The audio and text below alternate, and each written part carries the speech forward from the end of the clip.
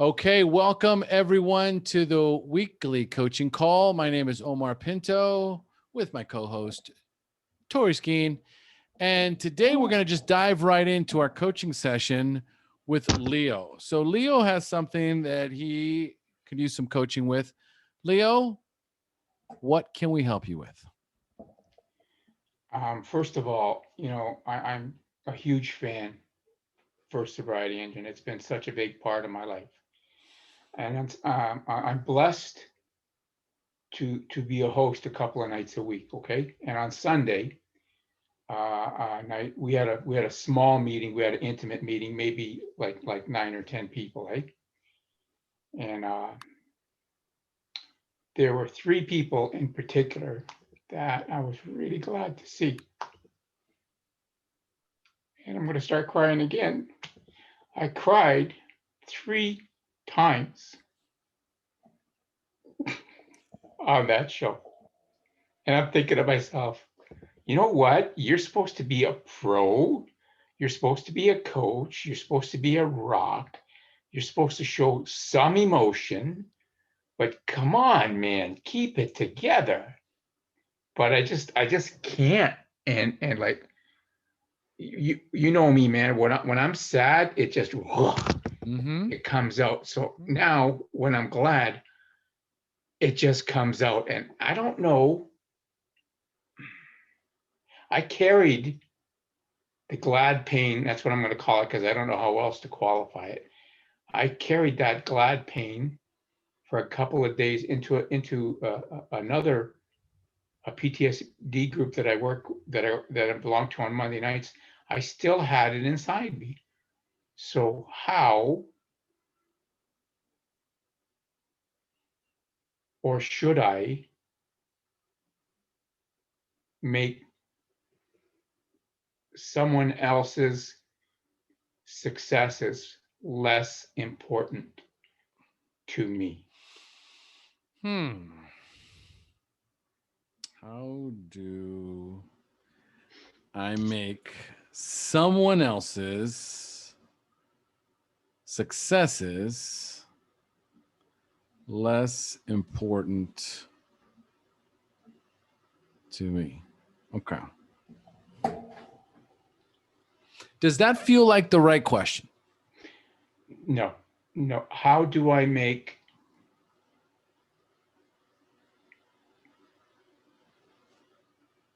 I'm glad for them.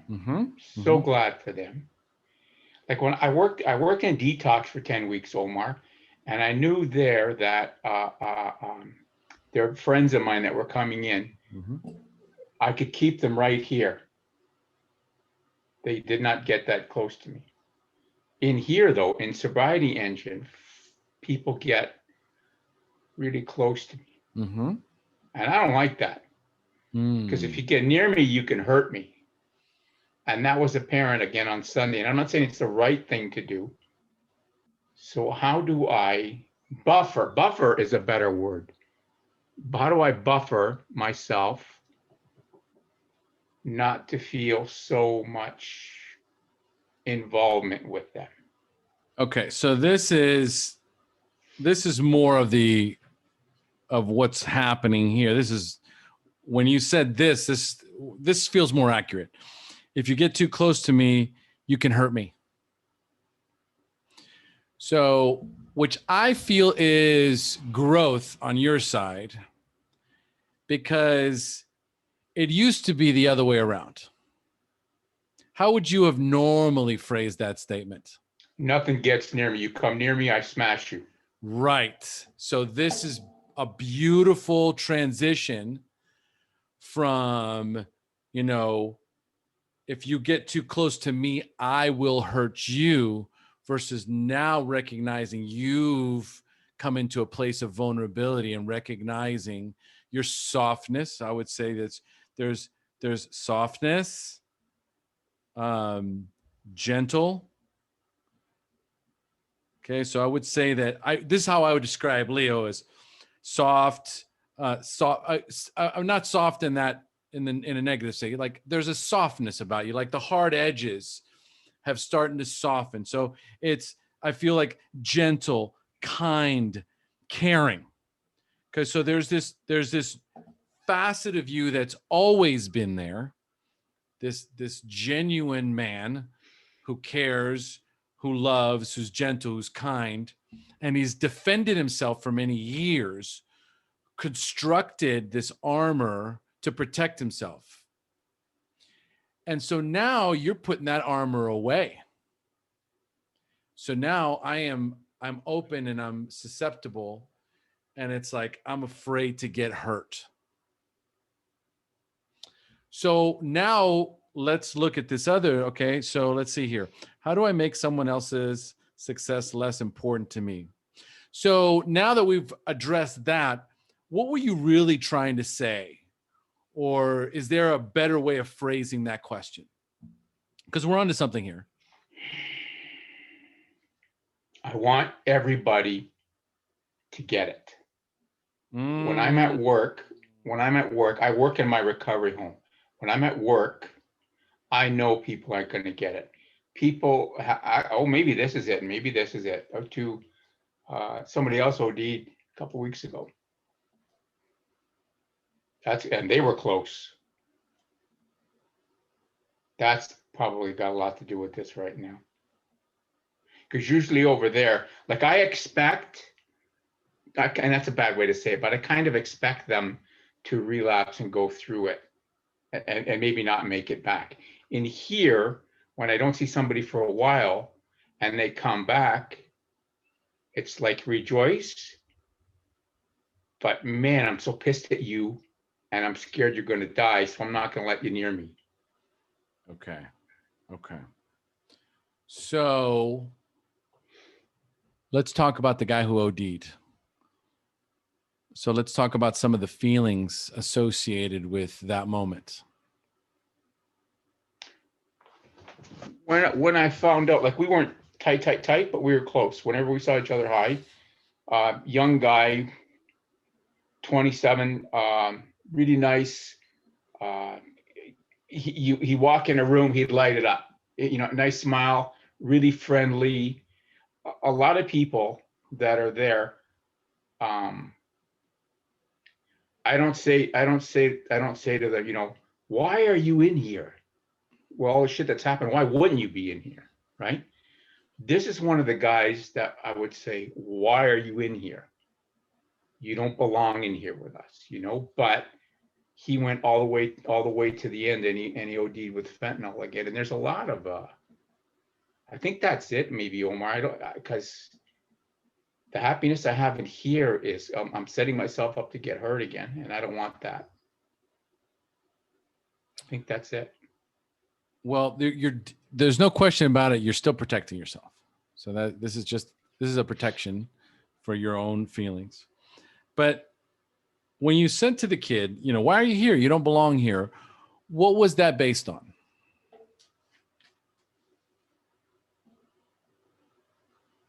His story wasn't that. His story wasn't that deep. There weren't that many cuts. There wasn't, or maybe he had some that he didn't tell us about. Mm-hmm. But what we had learned, what I had learned was it wasn't that bad. Like some of us in here, it's no kidding. You're going to be in here. No kidding. And I don't know, maybe because I try not to have my work hat on when I'm in here. Do you know what I'm saying to you? That's not possible, Leo. I try not to have my work hat on when I'm in here. I want to be less professional, because you got to meet people where they're at in here. And I can be kind of really direct and abrasive, and I don't want to do that. I don't want to do that to people in here. Okay. All right. I like this. Okay. Direct and abrasive. That's how you normally are when you're with your work hat on? Not abrasive, but I'm right there. I ain't got time for BS. I'm going to protect the herd. Okay. So what does that I don't got time for the BS? What does that BS represent? when someone stands up and they're like, I'm the only guy who works there on Sunday. So if I've got 30 or 40 men around a program and somebody's up chirping and knocking the place or knocking the program, I don't want to be here. This is bullshit. The other people hear that and that affects the other people. So I cut that right away. If you got an issue, you and I will go talk. I'm going to keep that away from the herd. Okay. Okay. So here's what keeps coming up for me. There's a word that keeps coming up for me, Leo. Judgment.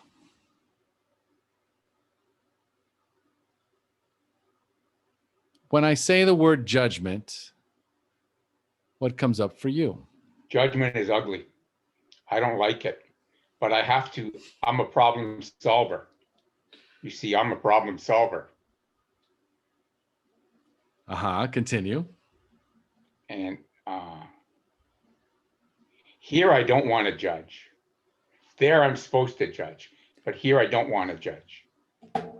I hate that I judge. Do I judge here? That's what's coming up right now. I hate that. Okay, let's soften it up. Okay, because when someone, let's say for example, you recognize that somebody is on a slippery slope. Okay, let's say that you recognize, you can see it. No one else can see it. They can't even see it. You can see it, right? Would you call that good judgment or bad judgment? Good judgment. Okay. So then in the context of what we're talking about here, there is good judgment. Yes. Yes. Okay. So when you say I hate judgment, but you have good judgment, what do you really mean?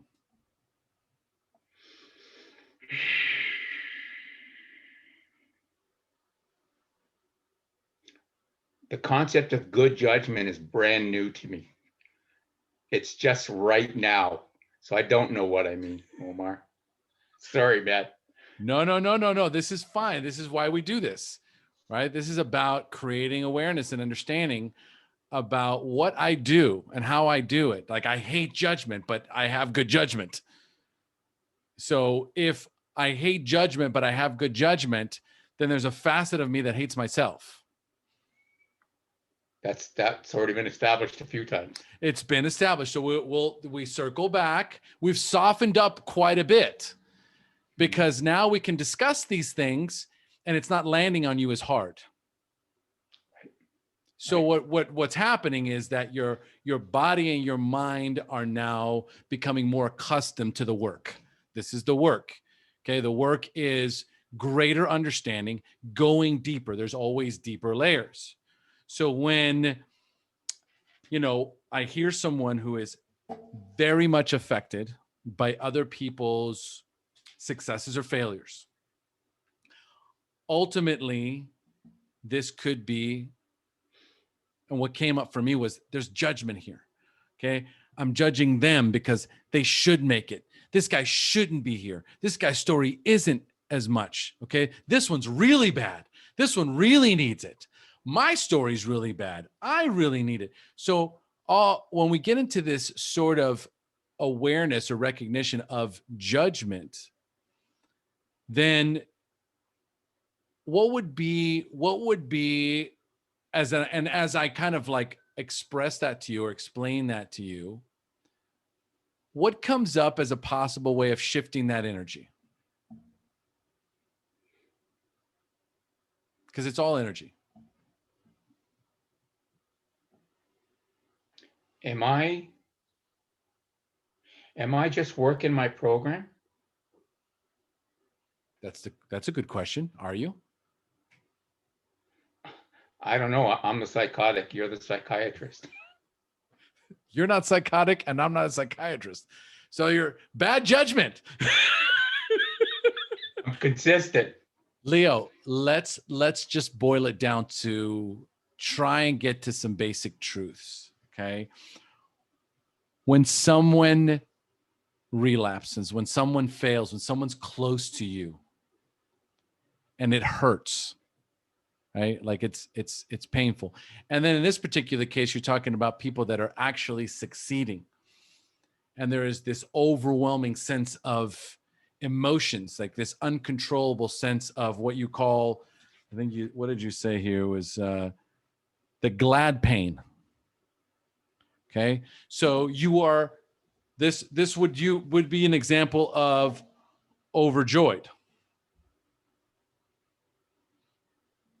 Okay. So right now, what you're learning to manage is how to be in a state of joy, because it's not something you're familiar with. Your body is not accustomed to being in a state of joy. So it is feeling overwhelmed. Okay. So now as I start to describe that, and I start to describe this feeling of overwhelmed or overjoyed, what other feelings could surface? Ooh. Just as you were talking, it was like, that ain't gonna last. Don't get used to that, because that's gonna go away real damn quick. The more you feel happy, the more I feel happy, the quicker I'm gonna get sad. It's starting to make sense now. Breathe, breathe, breathe. Do not get stuck there.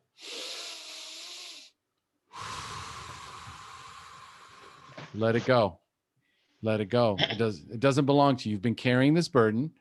It's been protecting you. You no longer need it. It no longer serves you. Hate that. Should be No. better. No.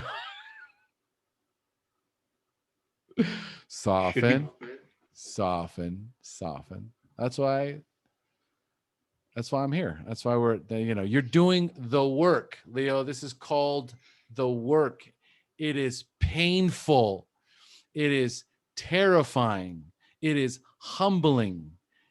And very few people will do this work, Leo. You're doing the work. Okay. And you continue to do the work, and you continue to show up no matter what, even with the glad pain. Okay. But we've just created some understanding for you and an opportunity to let go. Just take a deep breath. Yeah. And just let it all out. Let it out. I don't need this anymore. It doesn't serve me anymore. It protected me for a long time. And just like last week, you can just say, thank you, unconscious mind. Thank you. I like when you do this. Go ahead. Thank you, unconscious mind. I like when you do this. For always protecting me. For always protecting me. Okay. And say it again. Thank you, my unconscious mind, for always protecting me. Now, tell me what that feels like inside your body. Part of my growth now. It's in my tool belt. And but tell me the feelings that you feel inside you right now. I want to step towards the light now.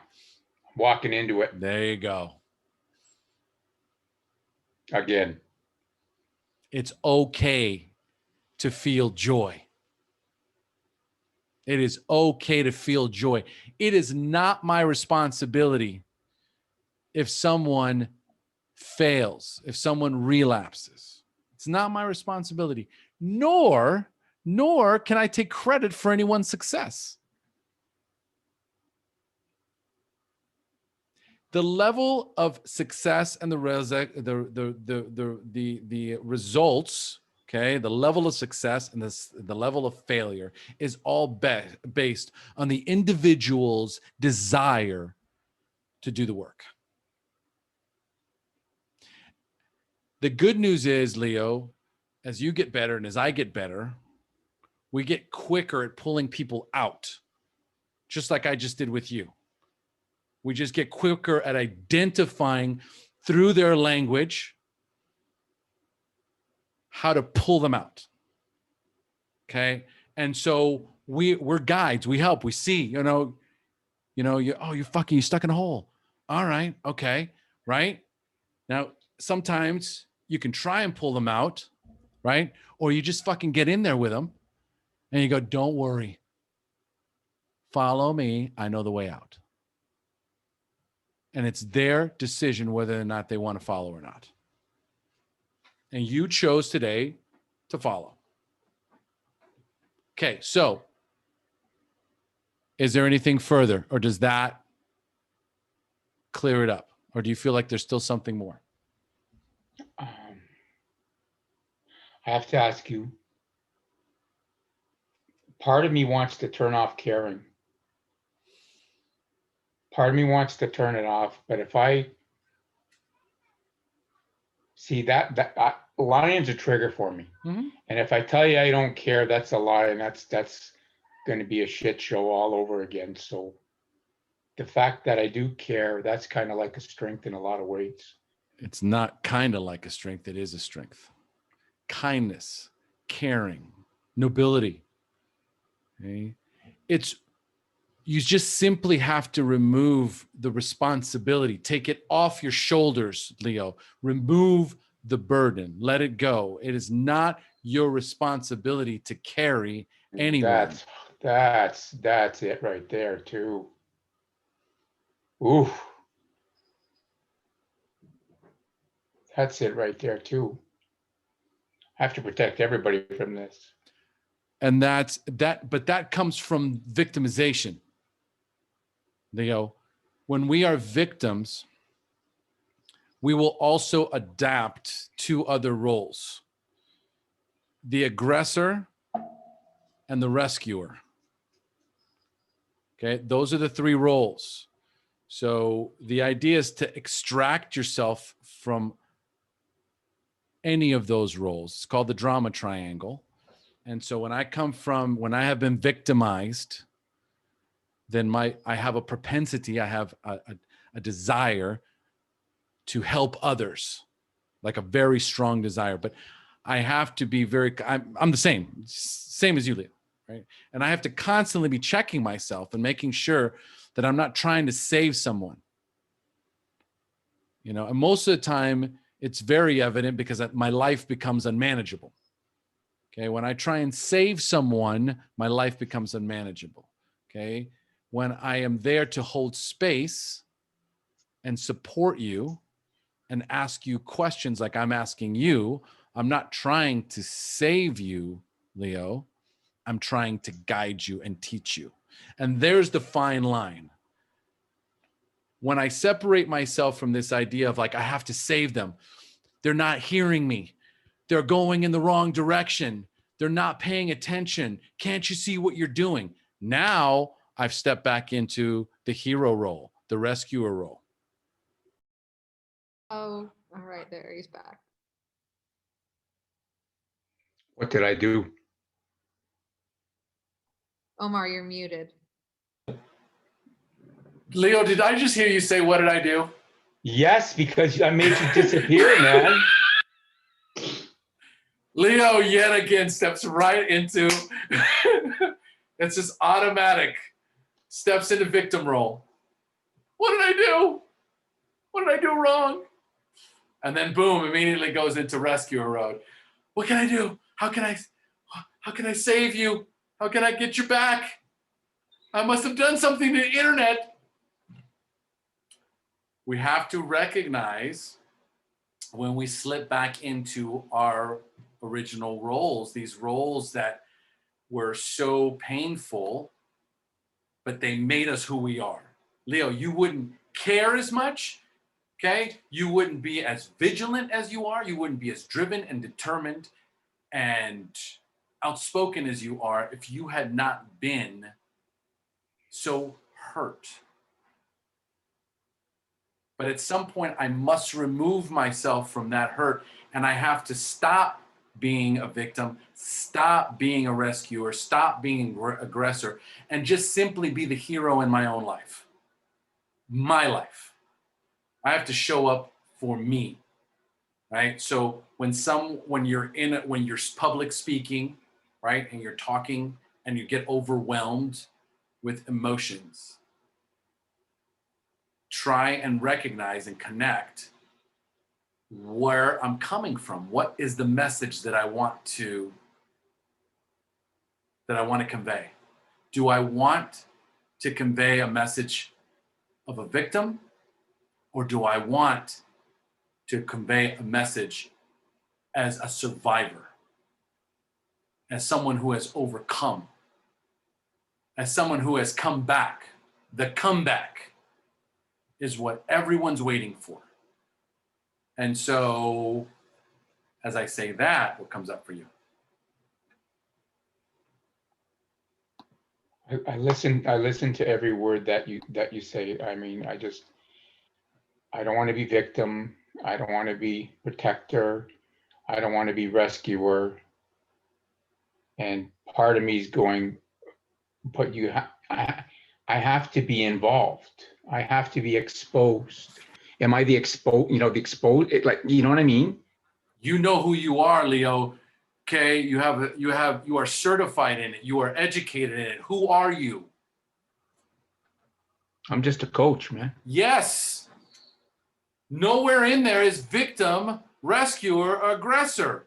I'm a fucking coach. I'm a teacher. I am a guide. And that's when you said, I don't want to show up with my work hat on. And I'm like, oh, that's exactly how you show up. That's how I show up. I show up with my coaching hat every Wednesday.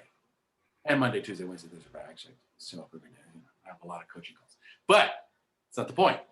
Point is, I can only show up on these calls and on my coaching calls with my clients as this guy right here.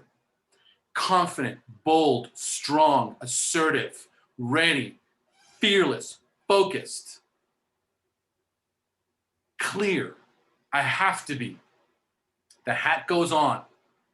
I am no longer Omar, the kid that was picked on and bullied in school and made fun of and had fucked up hair and a bunch of pimples and couldn't get a date and got bullied and robbed, right? And then developed a horrible drug addiction and lost his family and all his money and I cannot be that guy on this call, okay? That guy served his purpose. He got me here, right? And I use those stories and I can tap into any of those stories. When I was talking about my mother last week, I started crying, right? Like if I tap in to the experiences that I have in my life, and you guys have seen me cry too, right? I can get emotional. And there's these moments where I am going to allow myself to cry, to feel, to be emotional, to show my emotions. It's relatable, it's endearing, right? And in that case, it was uncontrollable, right?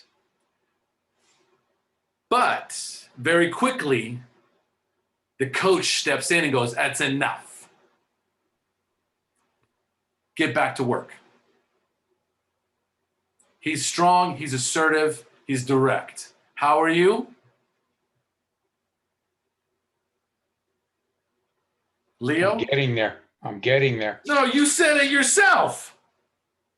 You're direct and abrasive. I don't have time for the BS. This is who you are, Leo. Remove the abrasive, replace it with assertive, you're golden. So why do I cry? Because you care, Leo. Because you care. Because you love them. And it's okay to cry. It is. But remember to reel it in. Okay? Allow that relatability. Allow yourself the ability to be emotional. Okay? Allow yourself to connect on that level and then reel it in. Don't let the victim, because the victim likes being there. Oh, we're crying. Oh, thank God. Oh, yes. And it just wants to fucking just wallow in the crying. And it immediately wants someone to come in and go, Leo, it's okay, sweet baby. Right? And it wants to be saved, right? So you got to allow yourself, okay? Because The feelings are going to come out. The emotions are going to come out. Maintain your composure, maintain your strength. And this is all, as I'm talking to you right now, all of it's going in. Let me assure you. As I'm talking to you now, your unconscious mind is processing this information and it is allowing it. And it's going, yep, got it, yep, okay, great. What's happening right now is, remember, there is neoplasticity inside your brain. New brain waves, new pathways are being formed right now, okay? The information is effective. It is useful. And the next time you're in that same place and that same opportunity presents itself, you will be able to shift. Have confidence in yourself, Leo, and have confidence in your life experience, in your education, in your recovery experience. Believe in it, trust it. It's real.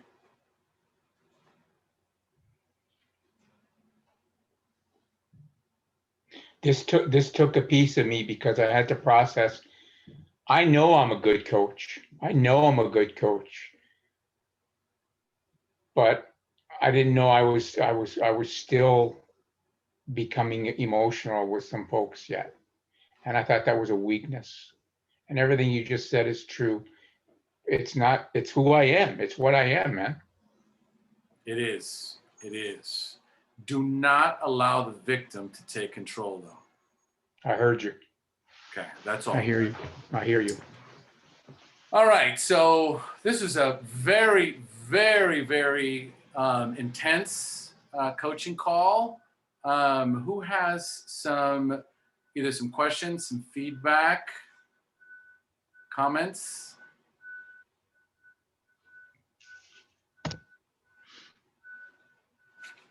Do I see any hands?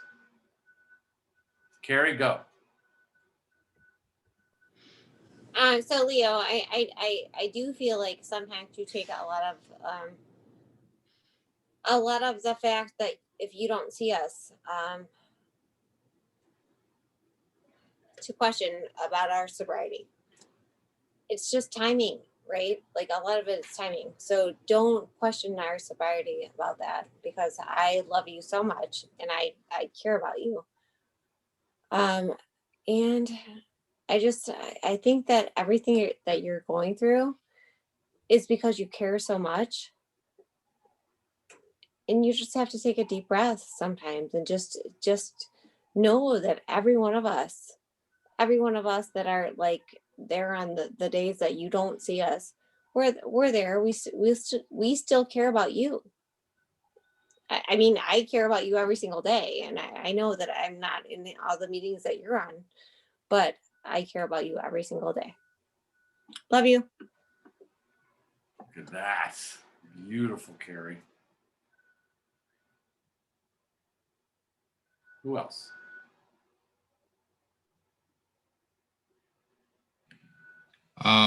Leo, I want to say thank you for being vulnerable, man, and I appreciate the growth that I've seen within you. You know, we've been together for it's got to be at least 6 months now that we've been sharing our pain together and stuff.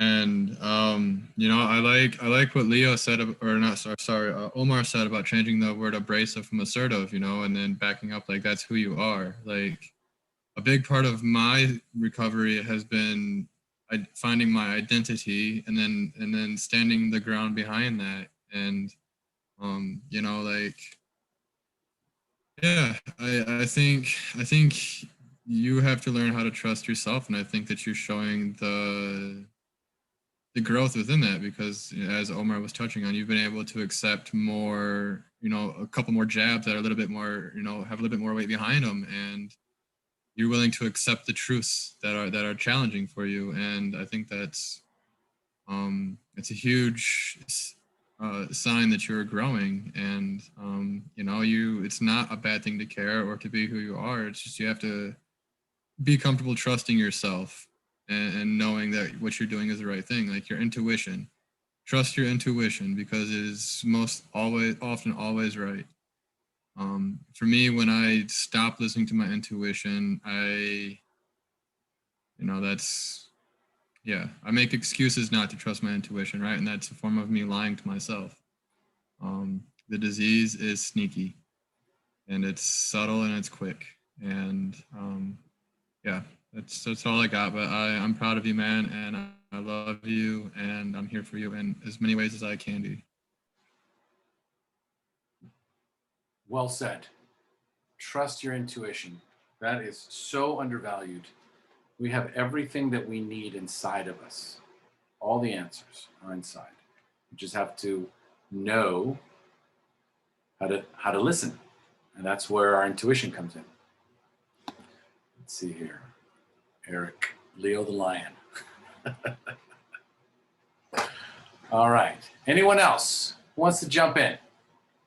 I just want to say, Leo, I love you, and you have a gift, and there's nothing wrong with you. You know, you're a survivor, and you have a gift of holding on to and deeply caring about other people. You know, and it's leaning into that fear of letting people in, but we have you here. You know, and that's just called vulnerability, is feeling that, you know. So I'm here for you always, and I deeply care about you. So Beautiful, beautiful. All right, Leo's good to go. He's ready. So we've still got 20 minutes. Who's got something that the rest of the team can help you with? Shannon, unmute yourself. Hey guys. Hello. So I've just been struggling a lot with, like, I don't want to say that I'm not grateful, but I'm not having a good time in sobriety. Like, if that's the right words to use. Mm-hmm. Yes. Like, this isn't fun. Like, I'm just kind of like, everything is very monotone for me right now. And I mean, I did just have a baby a few weeks ago, so I don't know if that's a little bit of it, but I haven't been having a good time in a long time. And, you know, I hear, like, when we do our meetings, they'll be like, I'm grateful in recovery, or these words that they use. And I'm just like, I've never felt it, you know. I'm just here, and I feel like I'm doing it because I want to, but I also don't know if I'm, like, my brain isn't in the right reasons. Like, I'm doing it because I have my kids and I don't want them to see me drinking, or I'm doing it because, you know, I probably should, you know. I don't know. I'm just here. No. This is why I'm here. Because this is where it's so dangerous. When I'm not enjoying recovery, I'm not having fun. Yeah, my addiction is talking very loud to me lately. And what's it saying? I'm 27. Why can't I be normal? Or everyone else is doing it, or everybody else had to relapse. Like, why don't I get to do that? You could. Yeah. It is a choice. It Yeah. it is an option. Okay. Every time I walk in the grocery store, okay, Yeah. I can relapse, right? But there's this, I'm 27 years old. Why can't I be normal? And just that statement is normal. And so as I say that, why would that statement be normal?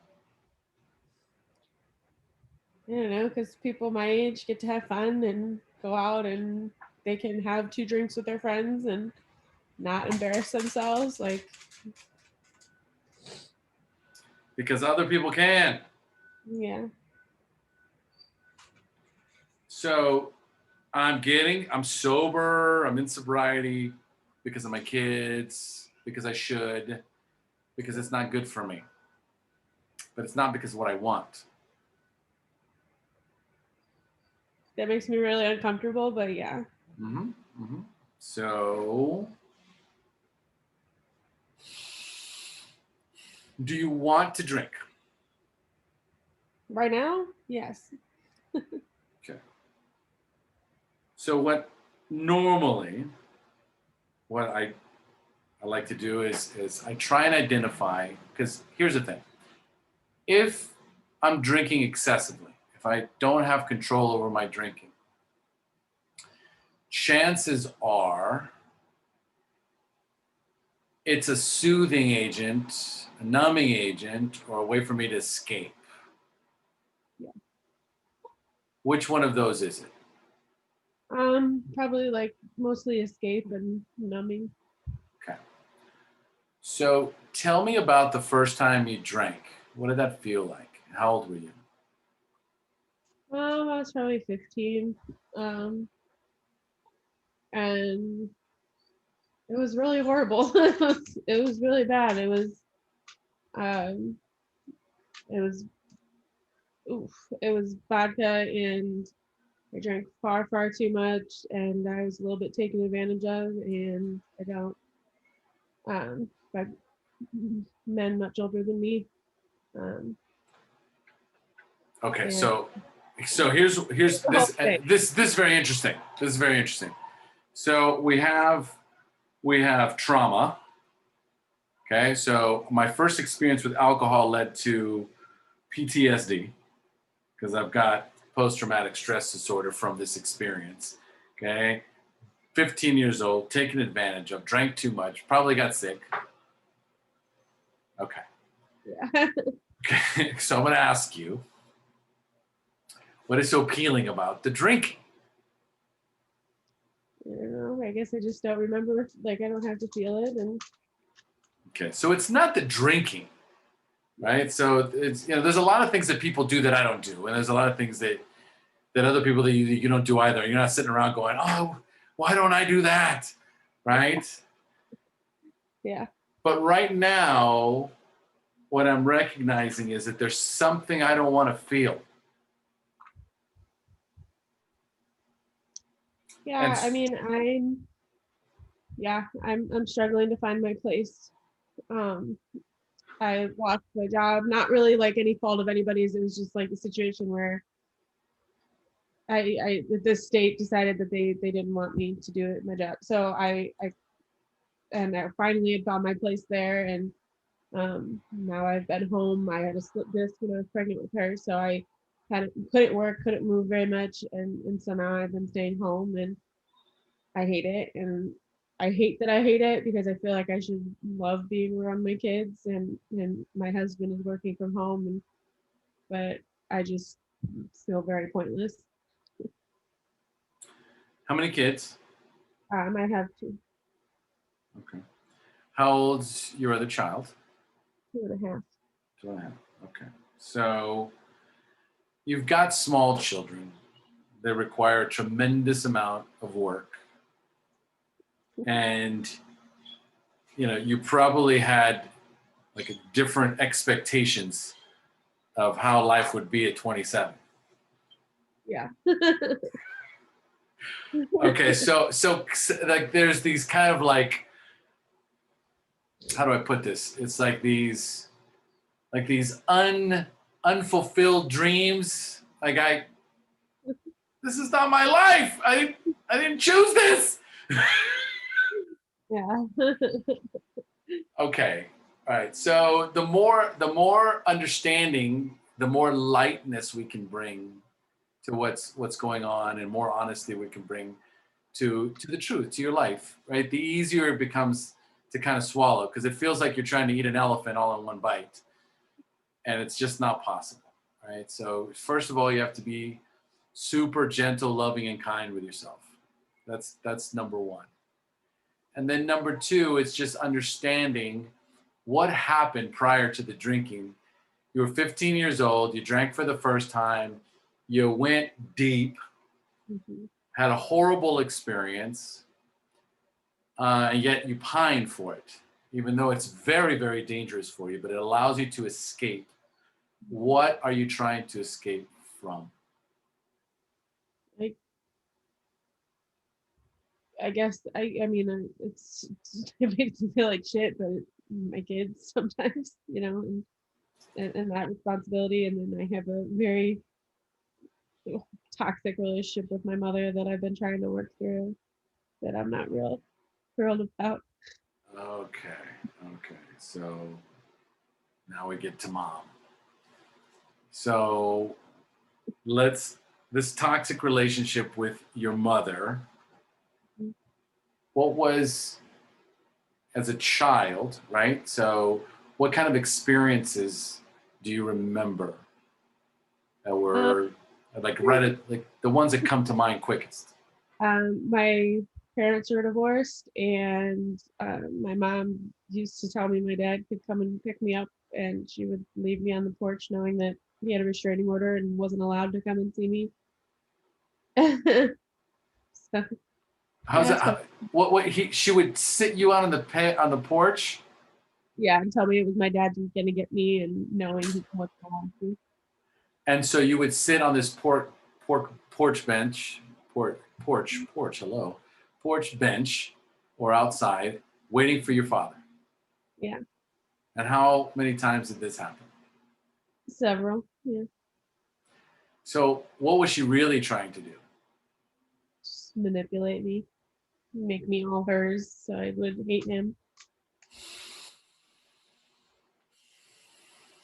So what is your relationship with her today? It's awkward. There's the giant elephant in the room kind of situation, and she's made some pretty poor choices, and I need to address them, and I just haven't. So there's a lot here. Like there is a lot. Much for 20 Right. Like, all right. So my suggestion is that we would pick this up next Wednesday, because there's so many ways I got to go with this. But ultimately we have this childhood wounding. Okay. So there's a childhood wounding. Your parents got divorced. Your mom, for whatever reason, felt very, I would say, insecure about herself. So she had to make sure that you hated your father. Is that accurate? Yeah. Okay. And where's your father now? He passed away. How long ago? I was 17 years ago. Interesting. Yeah, I need a whole hour. Yes. Okay. When you think of your father, what do you think about? Sadness and regret, and his life was really, really hard because of her. And If he was like just in the corner of the room, right? Like spiritually, like if you could feel his presence in the room right now and you knew he was there, what would you tell him right now? that I'm sorry About? that I let hurt him so much, and he just wanted to be with me.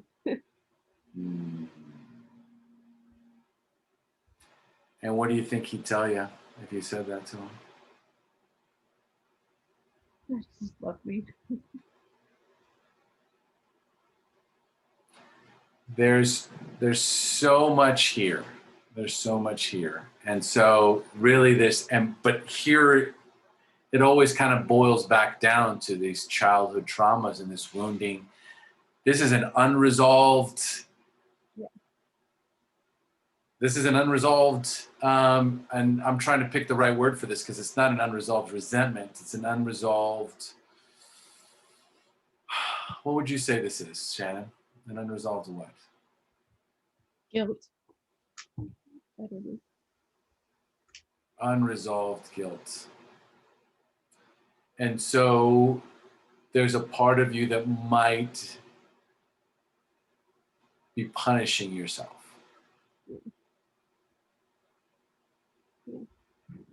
Is this what your dad would want you to do? No. What we have to do is we have to tap into his love. That's the direction. Like until I see you next week, what we have to do is we just have to tap into what you know. And what you know is that you were misled. Yeah. And that you love your father and that he loved you. Yeah. And if you could do it all differently, you would. And that's all that's important. It's all that's important in this moment right now. And then the next phase too is really creating the kind of boundaries necessary between you and your mom. I agree. And how are you and your husband? I mean, if we're not good, it's my fault. You know, it's my pushback and my agitation. My husband is far too good for me. And Okay. So you're continuing to punish yourself, right? God has given you a really good man, yeah. right? That you don't feel you deserve.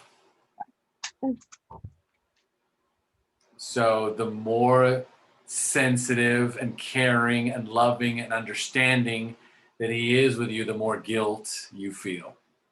Yes. There we go. Yeah. So what we're going to do for today's session is we're just going to create awareness. That's all. And I'm going to tell you what you probably never heard. Maybe you have. But if your dad was here, he'd probably say, Shannon, it's not your fault, sweetheart. It is not your fault. You were just a child. You did the best you could. And I know you love me. And I love you. Thank you. And you've got an opportunity to be a great mom and do things different. You can use, oh, look at this one. Yeah, he's naked. He's naked. All right. So we might want to just leave that out. You just pop your little head in though. That's okay. Yeah. Here, sit down and say hi. Here you go. Hey, buddy. Okay. Is that good? Okay.